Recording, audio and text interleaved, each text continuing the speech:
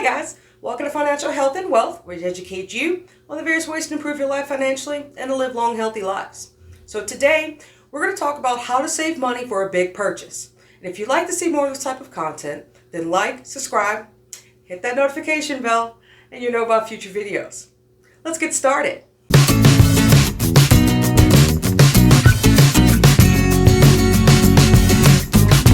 It's no secret that life is full of surprises. Surprises that can cost money.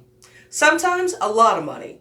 They have the potential to throw a monkey wrench into your savings strategy, especially if you have to resort to using credit to get through an emergency. In many households, a budget covers everyday spending, including clothes, eating out, groceries, utilities, electronics, online games, and a myriad of odds and ends that we need. Sometimes, though, there may be something on the horizon that you want to purchase, like an all-inclusive trip to Cancun for your second honeymoon, or something that you may need to purchase, like that 10-year-old overdue bathroom remodel. How do you get there if you have a budget for the everyday things you need, you're setting aside money in your emergency fund, and you're saving for retirement? Well, number one, make a goal. The way to get there is to make a plan. Let's say you've got a teenager who's going to be driving soon. I know, right? But maybe you'd like to purchase a new, to him, car for his 16th birthday. You've done the math and decided that you can put $3,000 towards the best vehicle you can find for the price. At least it will get him to his job and around town, right? You have 1 year to save, but the planning starts now. There are 52 weeks in a year, which makes the math simple.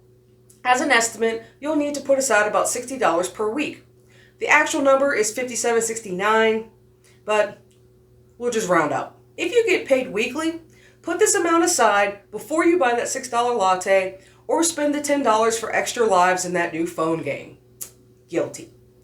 The last thing you want to do is create debt to small things piling up while you're trying to save for something bigger.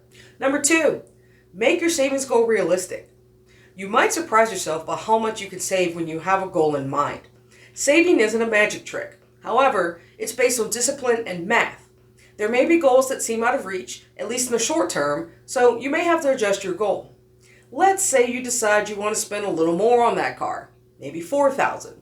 Since your son has been working hard and making good grades, you feel he deserves it. You've crunched the numbers, but all you can really spare is the original $60 per week. You'll need to find only another $17 per week to make the more expensive car happen. If you don't want to add to your debt, you might need to put that purchase off unless you find a way to raise more money, like having a garage sale or picking up some overtime hours. And number three, hide the money from yourself. It might sound silly, but it works. Money saved in your regular savings or checking account may be in harm's way. Unless you're extremely careful, it's almost guaranteed to disappear. But not like what happened in the magic show, where the magician can always bring the volunteer back. Instead, find a safe place for your savings, a place where it can't be spent accidentally, whether it's a cookie jar or a special savings account you open specifically to fund your goal. I personally use several accounts for specific uses, one of which requires an in-person visit for withdrawal. Guess how many times I actually go in person.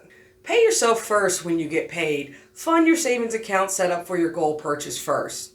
After you've put this money aside, go ahead and pay some bills and buy yourself that latte if you really want to, although you may have to get by with the small rather than the extra large. Saving up instead of piling on more credit card debt may be a much less costly way by avoiding credit card interest to enjoy the things that you want, even if it means you'll have to wait a bit.